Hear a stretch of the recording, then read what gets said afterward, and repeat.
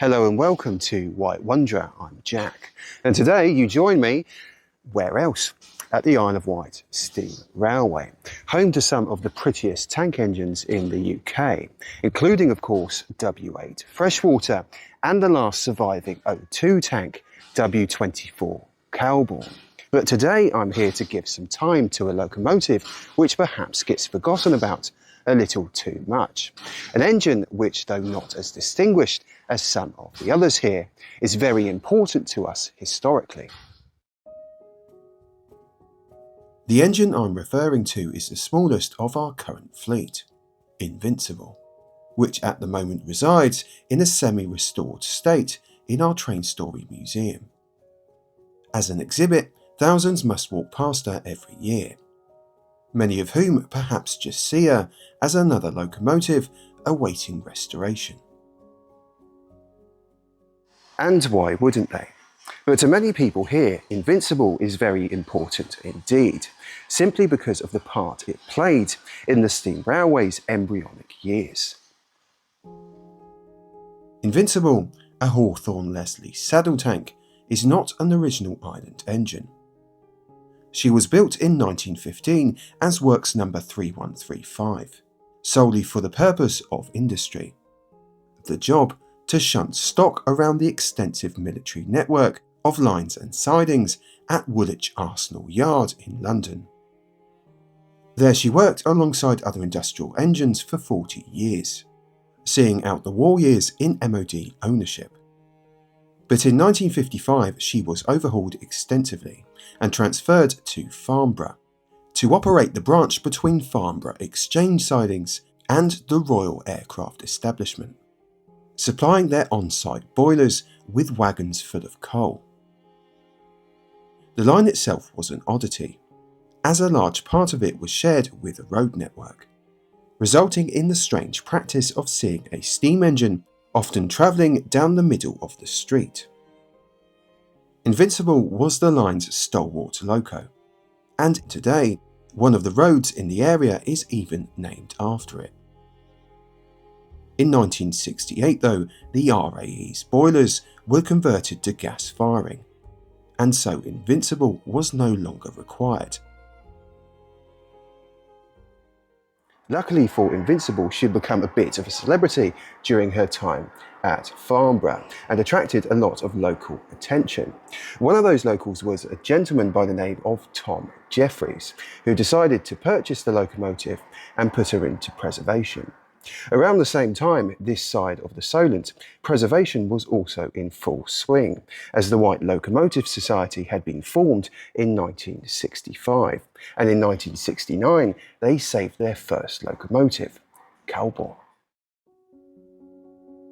Calbourne was, and still is, a very important engine, as it was not just the only Adams O2 to be preserved, but in the early days of the WLS, it was the only locomotive they had to move their saved stock, at their original base at Newport. This proved to be instrumental in January of 1971, when the Society were evicted from the station by the demolition men, given a short number of weeks to move out and set up base elsewhere.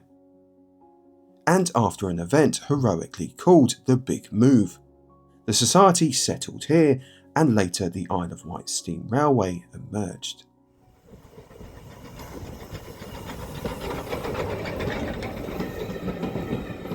This then spelt the beginning of what would become the heritage line that we see here today.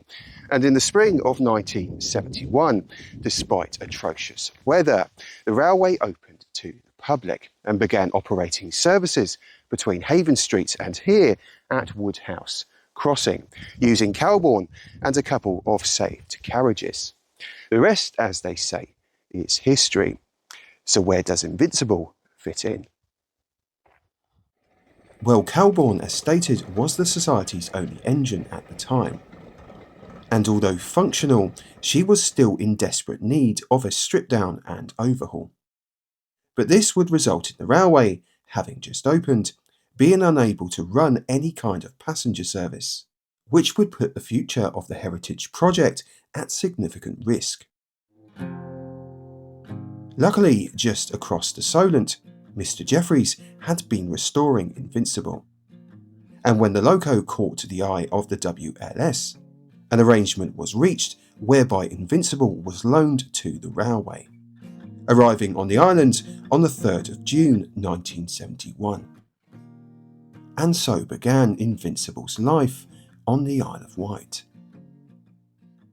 In 1973, Calbourne came out of service for a deep overhaul, and because of the lack of any kind of shelter on site at the time, that overhaul was actually done out in the open and took over 4 years.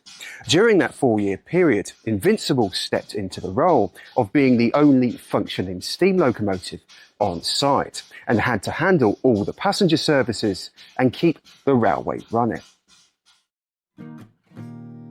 The future of what would become the Isle of Wight Steam Railway then was very much in the hands of Invincible and volunteers.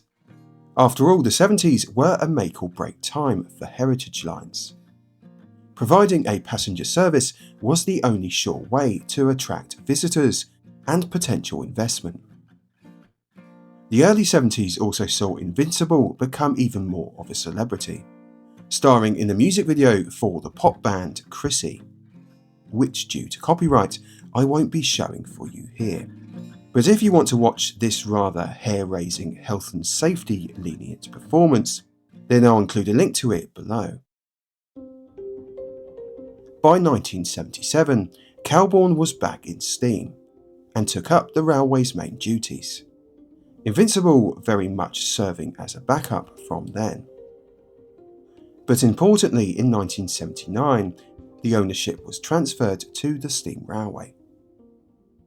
Between 1991 and 2001, Invincible was overhauled very slowly and returned to steam in its original Woolwich Arsenal red. Throughout the noughties, it could be seen regularly on second services and goods trains, much to the delight of visitors and enthusiasts who enjoyed seeing something a little bit different on the line. Its operation, though, wasn't without issue. As the railway grew, it was observed that Invincible's coal capacity was restrictive, especially given the fact that in 1991 the line had been extended all the way back to Smallbrook Junction. This meant that the loco required filling up more frequently than other engines on the line. The engine also struggled with the larger trains, and so would often only be used on second services. However, that last part is somewhat up for debate. Even though this is a small 040 saddle tank, I have it under good authority that it has about the same pulling power as a Terrier. The coal capacity as well is about the same as an unrebuilt Terrier like Fenchurch, for example. But the storage or the location of the storage of the coal is very awkward indeed and impractical. But does its impracticality outweigh its historic importance? Well, in 2009, she suffered a broken spring, which naturally put her out of service. And with the overhaul turnover busying up, due to the arrival of larger, more powerful engines such as the Iverts, her restoration has been slow. However, progress has been made over the years. The boiler was subject to extensive work and is now sound, though still in need of retubing. Much of the work has been carried out by a group of younger volunteers in the engineering department. And given their enthusiasm, it may well have been finished by now, if it hadn't have been for one little thing. COVID. Basically, the pandemic put an end to all work. And even though bits and pieces have happened since then, the need to overhaul more powerful and practical locomotives has taken priority. That then is where we are today vis-a-vis Invincible. But what about the locomotive's future? Well, that is the question. Either Invincible is finished elsewhere on the mainland and placed on long-term loan, where she would perhaps be more useful, or she is cosmetically restored here at the Isle of Wight Steam Railway and finished off later when there is a gap in the restoration queue.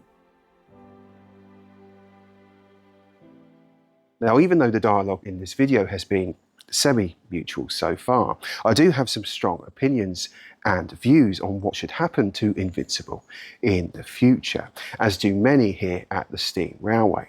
And that is why the Railway have decided to hold a consultation to decide Invincible's future. And that consultation will be taking part here at Train Story at the end of this month. Date on screen for you.